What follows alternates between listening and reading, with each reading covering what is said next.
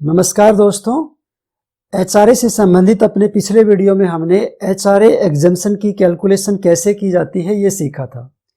आज हम HRA exemption को क्लेम करने के लिए हमें किन किन शर्तों का पालन करना होगा, किन किन शर्तों को हमें ध्यान में रखना पड़ेगा और वो कौन कौन से दस्तावेज हैं जो हमें अपने एम्प्लॉयर के यहाँ सबमिट करने होंगे, इन सब के बारे में जानकारी लेंगे।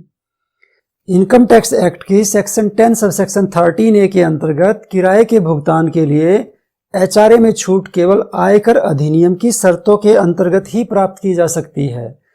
आयकर अधिनियम की शर्तों को संतुष्ट किए बिना छूट प्राप्त करने की गलती कभी मत करें। गलती होने पर पड़ सकता है भारी जुर्माना। इसलिए इस संदर्भ में आयकर अधिनियम की क्या शर्तें हैं, उन्हें पहले पूरी तरह से समझ लीजिए और फिर उन शर्तों के अंतर्गत ही एचआरए की छूट का लाभ लें, ताकि भविष्य में आपको किसी प्रकार की कानूनी उलझनों का सामना न करना पड़े।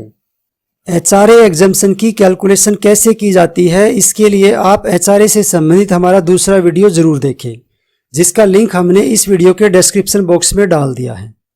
यदि आपने हमारे चैनल को अभी तक सब्सक्राइब नहीं किया है तो प्लीज चैनल को सब्सक्राइब कर लीजिए और साथ में बने बेल आइकन को जरूर प्रेस कर दीजिए, ताकि आपको हर एक वीडियो का नोटिफिकेशन समय पर मिलता रहे। तो आइए अब हम बात करते हैं उन शर्तों की जिनका हमारे लिए जानना बहुत जरूरी है यदि हम एचआरए एग्जम्पशन क्लेम करते हैं। तो यदि कोई कर्मचारी अपने स्वयं के मकान में रह रहा है तो उसे छूट का अधिकार नहीं होगा।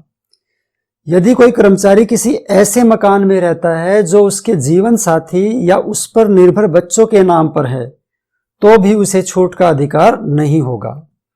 जीवन साथी को भुगतान किए गए किराए के लिए छूट का कोई प्रावधान नहीं है।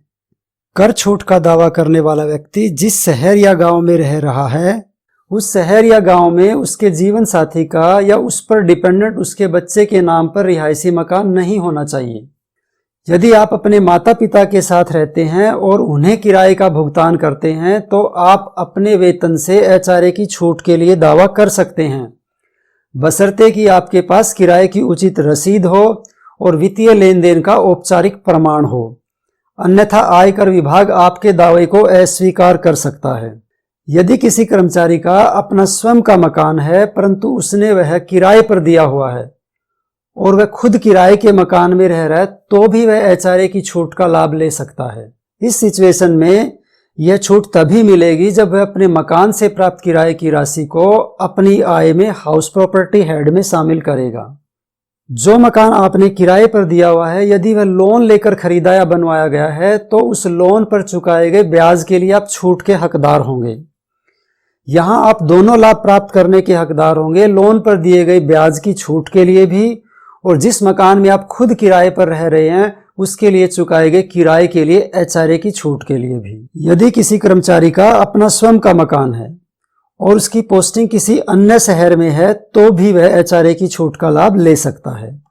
एचआरए की छूट का दावा करने के लिए कर्मचारी को वित्तीय वर्ष में अपने नियोक्ता द्वारा प्रदान किए गए घोषणा पत्र पर राशि का उल्लेख करना होगा। यदि वे अपने एम्प्लॉयर के माध्यम से एचआरए की छूट का दावा नहीं कर सके हैं तो रिटर्न फाइल करते समय एचआरए की छूट का दावा कर सकते हैं कि वो आवश्यक शर्तें जिनके बारे में हमें जानकारी होना आवश्यक है, ताकि गलत छूट लेने से हम बच सकें और पेनल्टी के बोझ से बच सकें। तो आइए अब हम उन दस्तावेजों के बारे में जानकारी लेते हैं जो हमें अपने एम्प्लॉयर के यहाँ एचआरए की छूट के लिए क्लेम करते समय सबमिट करनी होंगी। यदि आप किराए की छूट का दावा करते हैं तो आपके पास किराए की रसीद अथवा रेंट एग्रीमेंट अवश्य होना चाहिए। प्रत्येक महीने की रसीद अलग अलग होना कोई आवश्यक नहीं है, आप 3 महीने की रसीद भी एक साथ बनवा सकते हैं। किसी एक वित्तीय वर्ष में 1 लाख रुपए से कम किराया भुगतान किया जाता है तो लैंडलॉर्ड का पैन नंबर सबमिट करना कोई आवश्यक नहीं है। हाँ, अगर 1 लाख रुपए से ज्यादा किराया भुगतान करते हैं तो पैन नंबर अवश्य ही सबमिट करना होगा। मान लीजिए मकान मालिक के पास पैन नंबर ही नहीं है, उस स्थिति में आयकर विभाग के पास कई तकनीकी प्लेटफॉर्म है जिसके माध्यम से वह करदाताओं द्वारा प्रस्तुत जानकारी की जांच कर सकता है।